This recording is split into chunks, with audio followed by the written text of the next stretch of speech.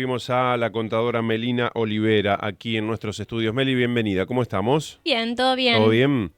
Bajo agua, ¿viste? Todos estos Bueno, días de lluvia, sí. humedad. Sí, mucha lluvia. Hoy estábamos hablando de eso tempranito. Bueno, ahora, por el momento no, pero Parece sigue que va a bastante frenar. gris la jornada. Bueno, Melina nos ha traído un tema que tiene que ver con la actualidad de nuestro país, obviamente con la economía. Y que hace referencia básicamente al endeudamiento de las familias argentinas, ¿sí? Podemos poner como título general. Yo estaba indagando un poquito porque en los últimos meses hemos visto varias noticias Sí.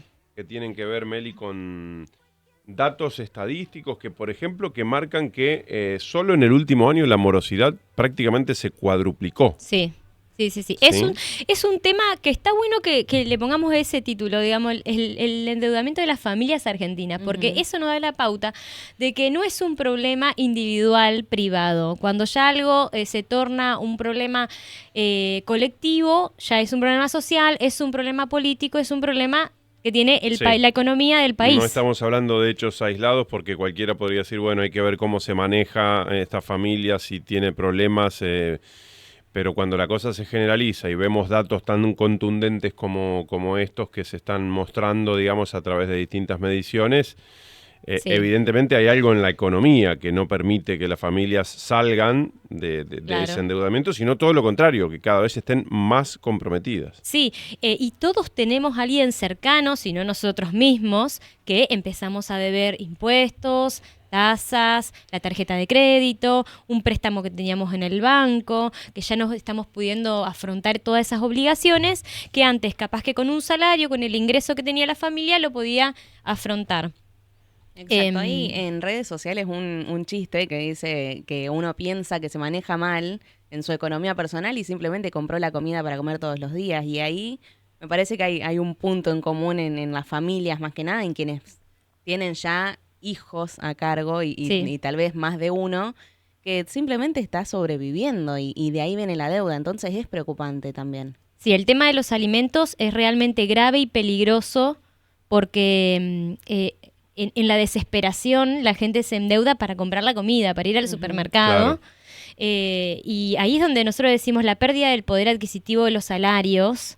Es porque lo más básico, lo de supervivencia, empieza a tomar cada vez más porcentaje del salario. Entonces, realmente la gente que tiene un salario, no sé, promedio, entre 800.000 pesos, un salario promedio, hasta menos. Sí, el que en cobra muchos eso, casos es bastante menos también, sí. Sí, para que una familia de 3 o de 4 personas tengan que comer o pagar un alquiler, ya ni siquiera les alcanza para pagar la factura de la luz. O sea, es realmente grave que se pierdan derechos, por ejemplo, el derecho de poder comprar los útiles para ir al colegio, trasladarse en transporte público, o sea, que se reduzca tu vida, tu supervivencia a poder comer y a lo sumo a pagar alguna que otra cosa, cuando en realidad vos trabajabas la misma cantidad de horas que trabajabas antes. Y antes sí te alcanzaba. Y antes sí podías comer un asadito al fin de semana o disfrutar de una salida en familia.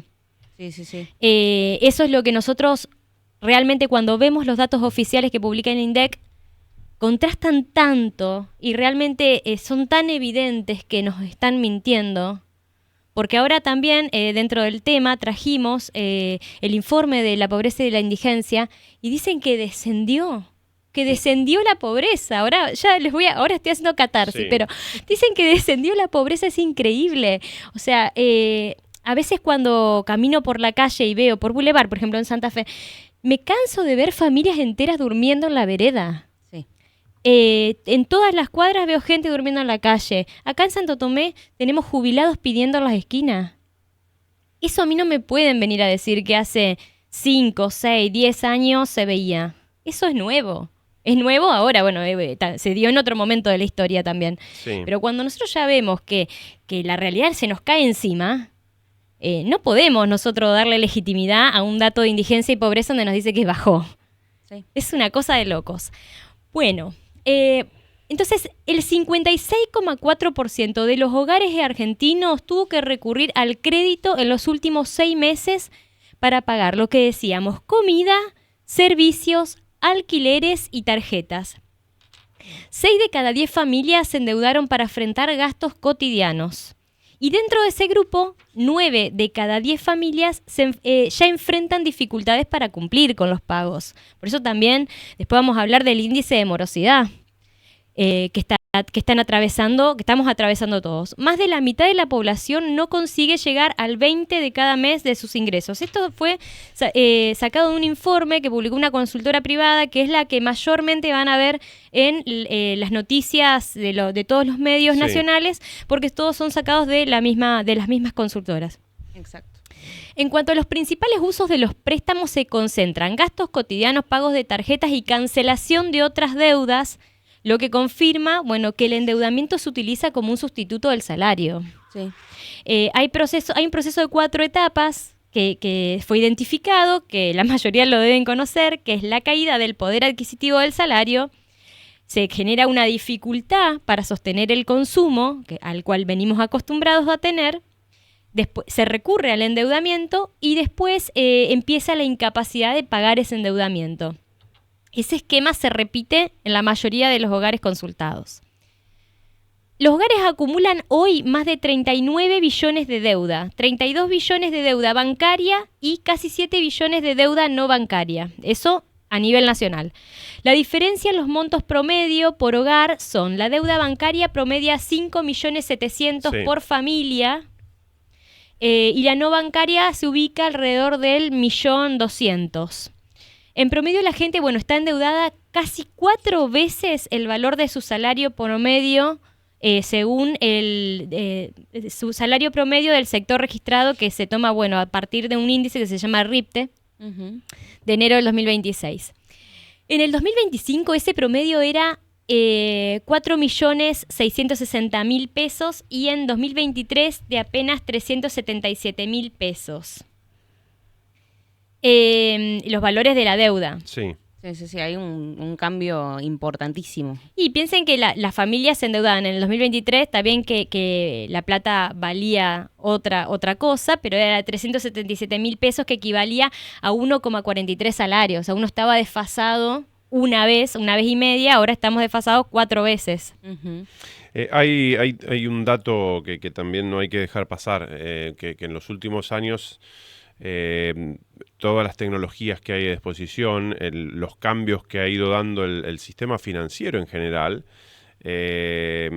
son bastante perversos también, sí, ¿no? Porque hoy cualquiera tiene una cuenta de Mercado Pago, por ejemplo. No creo que tengamos problemas por mencionarlo, porque es la billetera virtual probablemente más utilizada, más común.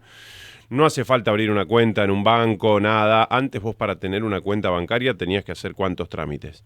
Hoy, si bien también los bancos, para quienes tienen hoy una aplicación de home banking o como quieras llamarle, están permanentemente ofreciéndote créditos, hoy la billetera virtual Mercado Pago te permite, así vos tengas tu cuenta en cero, pagar lo que quieras, o pedir un préstamo o pagar un producto sin tener dinero allí.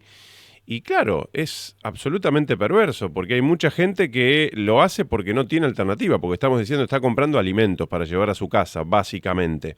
O en todo caso, si es un crédito, es para, no sé, para cubrir el agujero que te quedó del mes pasado porque no llegaste.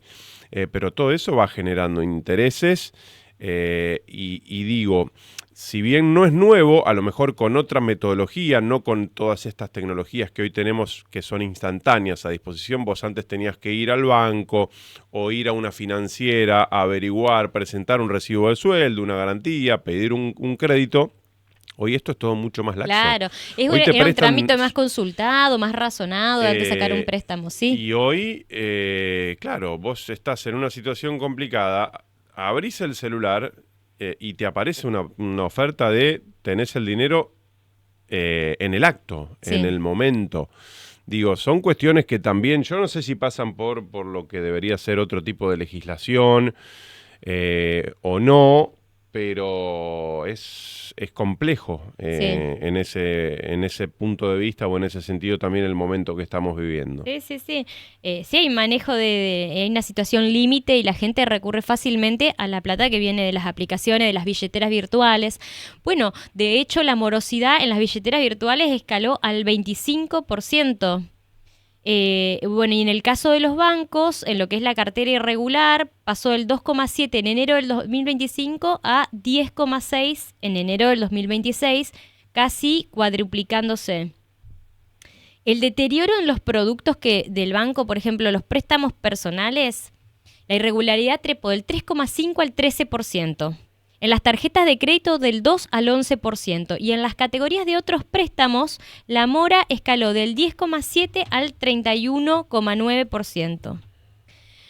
Después está lo que es la deuda no bancaria, que agrupa realidades distintas. Por ejemplo, el préstamo de un familiar, la cuota del colegio impaga, los impuestos atrasados, las expensas que no fueron abonadas, el financiamiento en el almacén del barrio, que también fue medido, y dice que al inicio del 2026 esta categoría involucra 6 millones de hogares, con un stock promedio de 1 millón por hogar y un total acumulado de 6,7 billones en toda lo que fue la muestra. Bueno, hasta ahí es lo que dice el informe de endeudamiento. Esa es la realidad que es la que más nos toca a los oyentes, a nosotros, es la que nos toca de cerca y es la realidad bien cercana. Pero esto se contradice con el dato oficial de la reducción de la pobreza y de la indigencia que recientemente publicó el INDEC. Realmente este informe parece una tomada de pelo porque dice que bajó entre 3 y 4 puntos porcentuales, que terminó en el segundo semestre del 2025 en 28,2% y la indigencia en el 6,3%.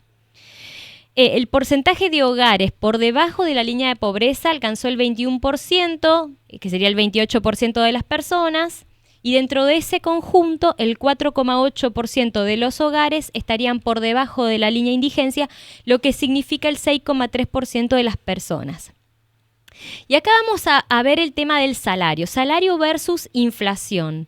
Respecto al semestre anterior, sería el segundo semestre del 2025, se registró que el ingreso total familiar promedio creció un 18%, mientras que las canastas regionales aumentaron el 11%. A esto nos referimos, canasta básica alimentaria y canasta básica total, supuestamente aumentaron mucho menos que el salario. El ingreso promedio de los hogares dice que alcanzó 783.000 pesos, mientras que el costo de la canasta básica total es de 1.219.000 pesos. O sea, ya ahí vemos una contradicción importante. Sí. Ahí en la audiencia están preguntando, ¿cómo se puede explicar sobre la supuesta reducción de la pobreza que baje el índice de indigencia y pobreza cuando al mismo tiempo cae el consumo de alimentos básicos como pan y carne? Bueno, es que primero el INDEC está intervenido por el gobierno, por Milei y sus funcionarios. Intervinieron hace poco, removieron al director del INDEC y básicamente hay manipulación de la información. O sea, es imposible que se releven datos que van en contra de lo que vivimos cotidianamente la gente común. ¿Qué sectores son los más pobres en Argentina? Bueno, el 41% de los niños y adolescentes entre 0 y 14 años viven en hogares por debajo de la línea de pobreza. Todo esto dice el informe. El 32% entre los jóvenes de 15 y 29 años y el 24% un grupo entre 30 y 64 años. Entre los mayores de 65 años, que serían jubilados, la incidencia desciende al 9,7%. Ah, bien. Bueno, pero acá hay dos Argentinas. Una es la que vivimos, las personas comunes, y la otra es la que viven los privilegiados. Exacto. En este caso, tenemos en la posición opuesta un caso de investigación por enriquecimiento ilícito de notable común conocimiento, público conocimiento, que sería el de Manuel Adorni, el jefe de gabinete, que está siendo investigado, porque se descubrió que no tenía declarado en su última declaración jurada, y eso que él es contador, un departamento que compró, no se sabe con ingresos de dónde, por $230.000 que está ubicado en Caballito, valuado en $500.000. Y también otra propiedad que está a nombre de la esposa en el Country Indio Cuba Golf Club. Y hay múltiples viajes que hizo en familia, también a Aruba, a Punta del Este, en vuelos privados. Así que evidentemente capaz que los datos del INDEC salen de esa otra población, que es la población de la otra Argentina, la Argentina de los privilegiados. Y después el caso de los créditos hipotecarios. O sea, yo los invito a consultar, el que está del otro lado, si quiere consultar en la página del Banco Nación, en el simulador, si ustedes pueden sacar 200 millones de pesos para comprar una casa. ¿Qué ingreso necesitan tener? Bueno, los funcionarios que sacaron créditos, que ahora los vamos a nombrar, tienen ingresos por debajo, declarados muy por debajo de lo que el simulador te puede dar. Y sin embargo, mágicamente sacaron créditos altísimos. Exacto. Para comprar megapropiedades o mansiones, que inclusive creo que son propiedades tan caras que solamente amerita si son mansiones, supongo. Ese crédito existe, pero no para nosotros, básicamente. Claro, no para nosotros. El otro lado de los pobres. ¿Cómo se dice cuando no te dan el crédito que no calificás? Ahí está. O que calificás para mucho menos. Claro, nosotros no estaríamos calificando entonces. Según Caputo, el ministro de Economía, dice que no hay nada ilegal ni inmoral, ¿viste? Pero bueno, la verdad es que no son para la gente común, y lo dice el simulador del banco. Sí. Entre los funcionarios involucrados se encuentra Felipe Núñez, director del Banco de Inversión y Comercio Exterior y asesor de Caputo, quien mantiene una deuda inicial de 373 millones de pesos, serían unos $315.000. Uh-huh. Federico Furiase, exdirector del Banco Central y actual secretario de Finanzas, que registra un crédito de 367 millones, que serían unos $280.000. Y Leandro Massachesi, que ya se ve que Petovelo no se la perdonó, lo echó, pero era el ex jefe de gabinete del Ministerio de Capital Humano. Yo digo, bueno, si no hay nada ilegal, entonces ¿por qué lo echaron? Pero bueno, son 440 millones de pesos. Otros nombres que fueron en los registros como tomadores de préstamos hipotecarios son Emiliano Monguilardi, director de YPF, con un crédito de 309 millones de pesos. Los diputados libertarios Bon Giovanni, Lorena Villaverde, bueno, conocida porque no pudo asumir como senadora por un caso de narcotráfico, sí. Y Mariano Campero, bueno, quienes presentaron, se había pedido un informe de los 50 créditos hipotecarios más altos que había dado el Banco Nación en los últimos meses, y resulta ser que la mayoría eran funcionarios de la Libertad Avanza. O sea, ese es el caso más polémico de la información. Y está Federico Yarif Menem.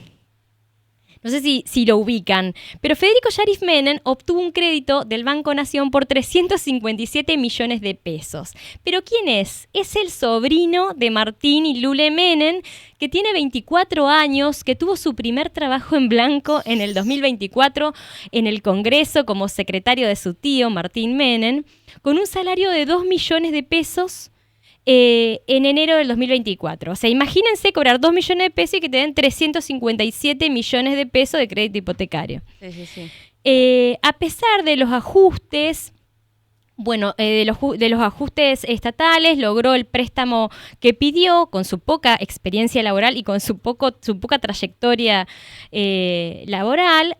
Antes había trabajado en una empresa familiar, pero nada más que eso. Y su capacidad crediticia alcanzaba para 4 millones de pesos, 52 veces menos de lo que realmente después le dieron.